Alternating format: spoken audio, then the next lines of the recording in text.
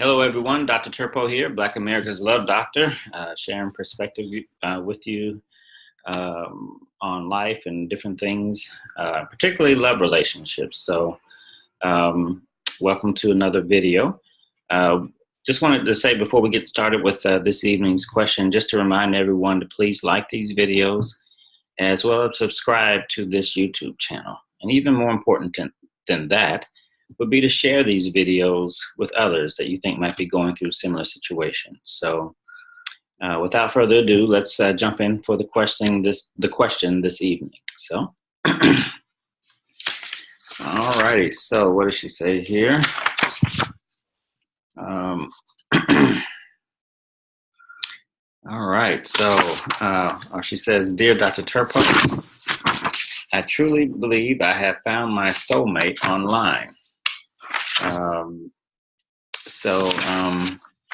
She says, "I have never sat down and wrote out a list of what I want in a mate, but in my heart, I know the characteristics I would love in my mate. This gentleman that lives in South Carolina has already exhibited 80% of the personality traits, spiritual outlook, social mores, general disposition, as well as possible sexual compatibility, which is simply the icing on the cake. I only rated 80% because we have never met in person, so I leave the other 20% for an in-person assessment. What my issue and subsequent question revolves around is that I believe I have also scored very high on his list as well, which is what makes us soulmates when we match in almost every area.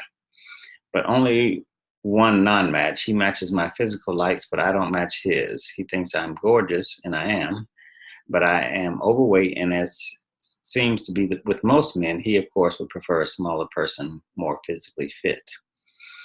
Once he saw that he didn't stop, but appeared to. Once he saw that he didn't stop, but appeared to slow down.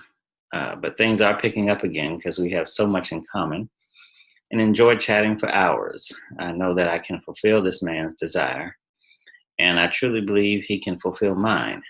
I never told him this because I don't want to scare him away by just outright professing these thoughts, but deep down he probably knows. Weight can be lost and fitness attained, but such a match may never be found again. Should I continue to be coy or go for it? I just don't want to jump the gun and lose the race. I live in California. He lives in South Carolina. We both don't mind moving, so that wouldn't be a problem.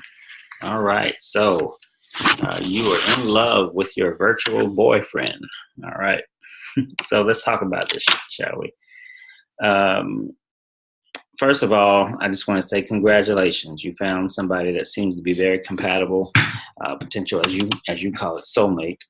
And I just, first of all, want to congratulate you on finding someone that's helping you have happiness in this life. So that's a great thing. So, and I also want to encourage you to not just keep your compatibility chart in your head. I want to encourage you to write down these things, these characteristics that you're looking for in someone, and you need to keep track of these characteristics. There's a lot of advantages to putting things down on paper. When we put it on paper, it keeps us more honest. It's like we're more accountable, and you can actually manipulate it, concretize the information. So it's a great way that we can keep ourselves from behaving too emotional or too desperate, and it keeps us rational. Because a lot of times when we get caught up and in love with people, we start getting emotional and we tend not to make rational decisions. So the great thing about a pencil and paper or a keypad on your laptop or what have you, you can actually really kind of analyze this. You know, people spend more time thinking about where they're going on vacation, what kind of car they're going to buy, what kind of house they're going to buy, versus trying to figure out whether or not this potential partner that I'm getting ready to be with would be a compatible mate. So I want to encourage you to go ahead and write down. You say you're compatible, but go ahead and write it down on pen and paper, and I think you'll get a much more accurate assessment of whether or not the two of you are compatible. So please do that. It's an important decision. The other thing is I just want to kind of be honest with you. You have two strikes against you already in this relationship. I'm happy for you, but you already have 2 strikes against you as far as the future of this relationship. Number 1, you never met in person. This is not a good thing because already you're talking about moving and you never even met this person in person, just virtually, just visually, and I'm assuming visually and auditory. So you got to meet people. There's nothing replaces meeting people flesh to flesh in reality, and you'll get a much more accurate assessment of this person's compatibility and whether or not you all would make a good fit. So I want to highly encourage you to make that happen, and don't make any major decisions until you do so. The other thing that you have against you is that it's such a long distance away from each other. If you know anything about me, you watch my other videos, you would know that long distance relationships are not the ideal thing. A big no-no in my book. Is it possible that they can work? Of course. It's just the probability, it tends to be lower because people are always putting their best foot forward, and you're not getting a true, honest assessment with people when you just meet each other every couple of weeks on the weekends. So you already got 2 strikes against you. So what I would recommend that you do, first of all, do not move. Neither one of you needs to move and uproot your life. That's not a good thing for you to do right now. What I would recommend that you do is that you just go ahead and visit each other now. Visit each other while you're getting all these excited feelings. Go ahead and visit each other. You can call them up. You can say, hey, if you want to play it coy, you say, I got some family members out in South Carolina or East Coast. I was thinking about visiting them. I was thinking maybe I could visit you as well, if that's the case. Or just say, I just want to come visit you. Or you can actually have him come out to you, and which I think would be a good idea, and tell him, come on out to California. Tell him you show him around, you show him a good time. Make sure that he knows that showing him a good time does not necessarily mean that you're going to have sex with him.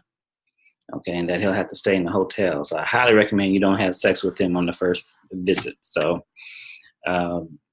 just to bring him out, and he should understand that. And you want to set the tone. You want to take control over the situation, and pin him down to a date. If he starts hemming and hawing and not wanting to give you a straightforward answer, let him think about it. But after a while, after a week or two, if he's still hemming and hawing, don't accept that.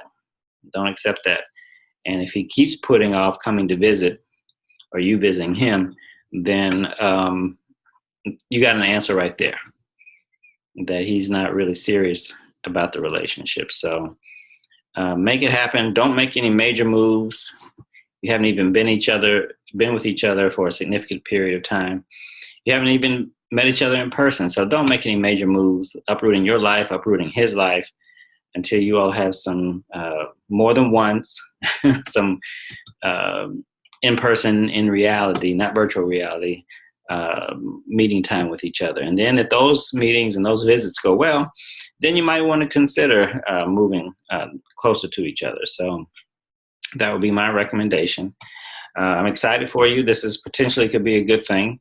So I want to encourage you to do that. And I recommend that you visit. So I hope your meeting goes well. Harmonious wishes.